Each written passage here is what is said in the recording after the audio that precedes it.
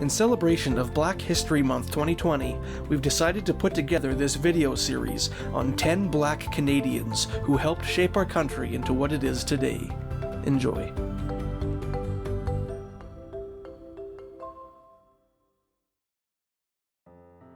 If you watch American TV news, every once in a while you may hear the name Uncle Tom. This name is often employed as a derogatory epithet, usually by left-leaning political pundits, against African Americans whom they perceive to be traitors to their race. The Uncle Tom slur derives from the titular character of distorted theatrical and cinematic renditions of Uncle Tom's Cabin, a famous 19th century American novel intended to illustrate the evils of slavery.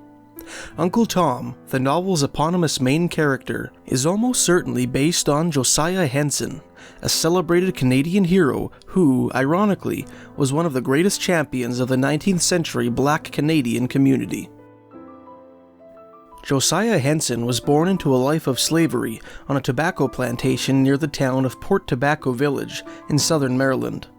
His earliest memory is of an incident which followed his father's decision to beat a white man for assaulting his wife.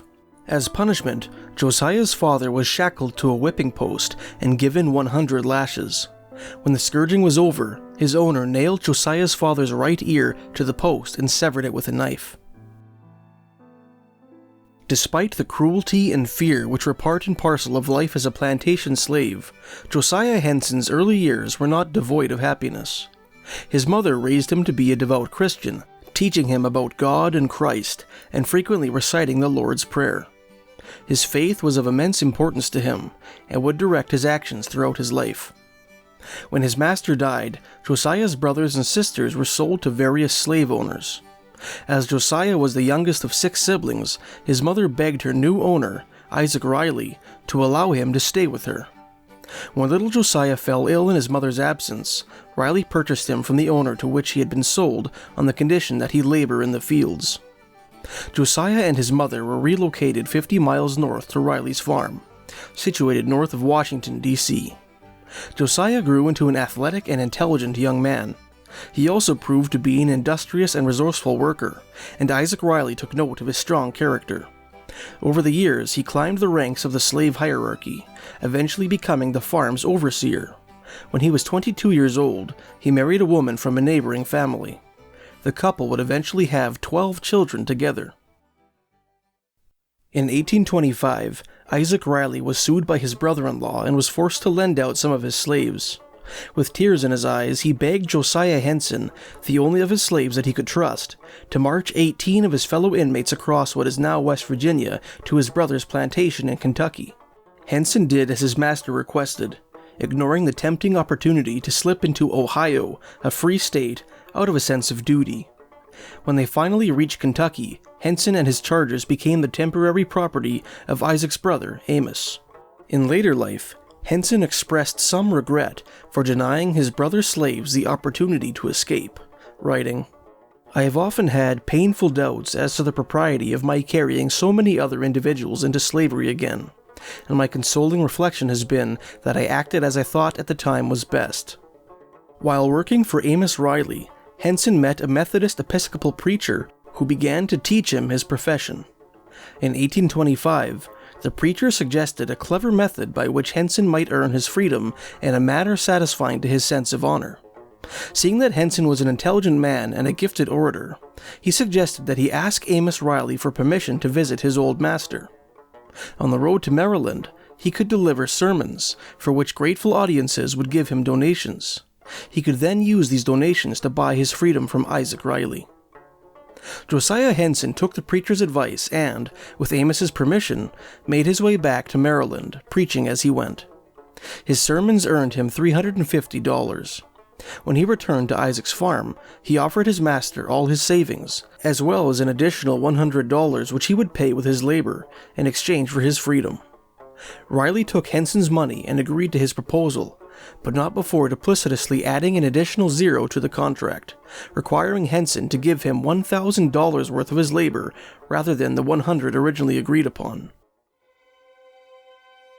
In 1830, Josiah Henson accompanied Amos Riley on a trip, at the end of which Henson suspected Riley might sell him to another owner, thus separating him from his wife and children.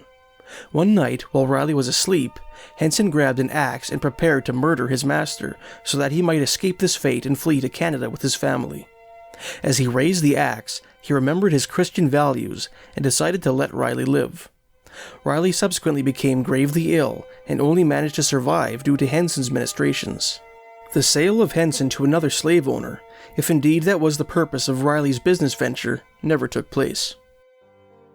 Upon returning to Amos Riley's farm, Henson, along with his wife Nancy and their 4 children, escaped and made for Upper Canada, where slavery was all but outlawed via the Underground Railroad.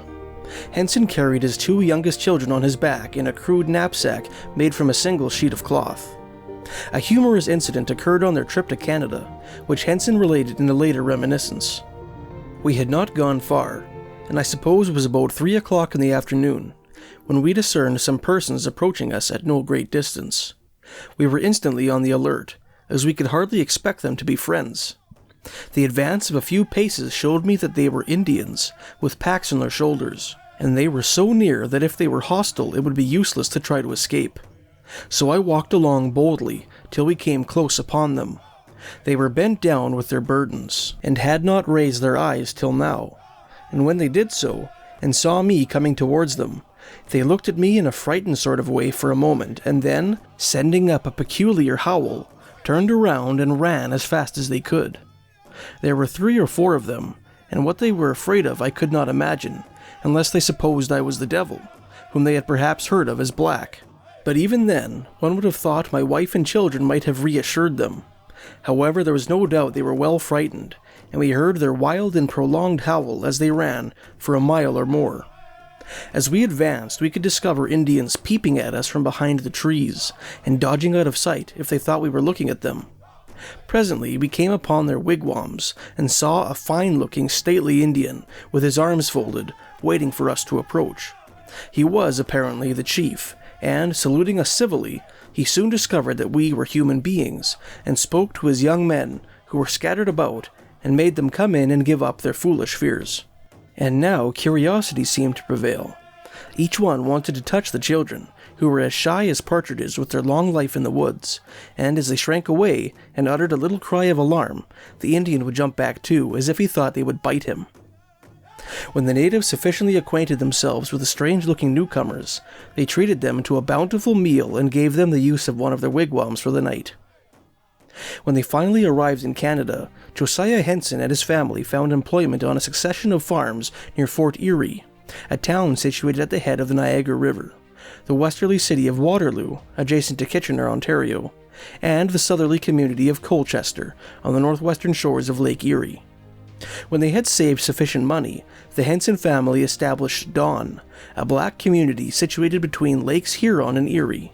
There, Henson founded a vocational school for black laborers, believing that African-American refugees to Canada ought to hone their occupational skills before attempting to integrate into Canadian society. Henson's institution flourished, and in no time Dawn boasted a population of 500.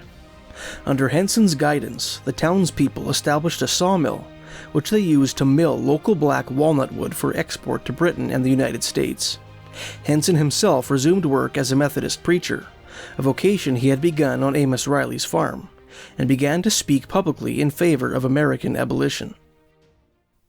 In early December 1837, 1,000 American-born Upper Canadians, angry at the colonial British government for denying them political rights, assembled at a Toronto tavern. About 600 of them, under the leadership of Scottish-born politician William Lyon Mackenzie, armed themselves with hunting muskets and pitchforks and marched down Yonge Street, where they engaged in a minor skirmish with a much smaller government force. Word of the revolt spread quickly throughout Upper Canada, and soon 1,000 local settlers volunteered to help take back the tavern. Among these volunteers were hundreds of black militiamen who, knowing that Mackenzie's rebellion was backed by American expansionists, would do anything to ensure that Upper Canada kept from falling into the hands of the United States. One of these black militiamen was Josiah Henson, who led a unit comprised of his fellow Dawn settlers. Mackenzie's rebels scattered in the face of the 1,000-man militia that marched to oppose them, and the Upper Canada Rebellion of 1837, as it was called, ended as quickly as it began. Far from abandoning his crusade, however, William Lyon Mackenzie began preparing for another assault on Upper Canada's colonial government. Aided by the United States, Mackenzie commissioned a crew of rebels with ferrying troops and supplies from Detroit to the proximate district of Sandwich, present-day Windsor, Ontario, on the other side of the Detroit River. Exactly a month after Mackenzie's failed uprising, Josiah Henson led 50 black militiamen in capturing the Anne, the ship the rebels had just been using to transport their American supplies to Sandwich. This victory was a major blow to Mackenzie's cause, constituting a substantial nail in the coffin of his rebellion. In 1841, Josiah Henson and his family moved to Dresden, Ontario. The following year, he established the British American Institute, a school for all ages intended to provide a general education to fugitive slaves. In 1849, Josiah Henson published his memoirs entitled The Life of Josiah Henson, formerly a slave, now an inhabitant of Canada, as narrated by himself. At that time, Henson himself had not yet learned to read and write. He was able to get his story into print by dictating it to Samuel A. Eliot, a former mayor of Boston, Massachusetts, well known for his opposition to slavery. Henson's story, in part, inspired U.S. novelist Harriet Beecher Stowe to write Uncle Tom's Cabin, 1852, an American classic which helped turn American popular opinion in favor of abolition. Uncle Tom's Cabin would become the second best-selling book in America in the 19th century, eclipsed only by the Bible. Many believed that Stowe's book was an integral impetus for the abolitionist movement which led to the American Civil War. The novel's titular character, the selfless, devoutly Christian Uncle Tom, is based on Josiah Henson. The success of Stowe's book prompted Henson to republish his memoirs under the title Truth Stranger Than Fiction, Father Henson's Story of His Own Life, 1858. Henson wrote a second, more detailed autobiography entitled Uncle Tom's Story of His Life, an autobiography of the Reverend Josiah Henson, in 1876. On May 5, 1883, 93-year-old Josiah Henson passed away in his home in Dresden, Ontario. A century after his death, the portrait of the celebrated Canadian hero was featured on a Canadian 32-cent stamp, making Josiah Henson the first black Canadian to acquire this distinction. Today, the home of Henson's former master, Isaac Riley, known locally as Uncle Tom's Cabin, is listed on the National Register of Historic Places. The Uncle Tom's Cabin Historic Site, located near Dresden, Ontario, is dedicated to his memory. Thanks for watching. If you enjoyed this video and would like to see more Canadian content in the future, please subscribe to this channel.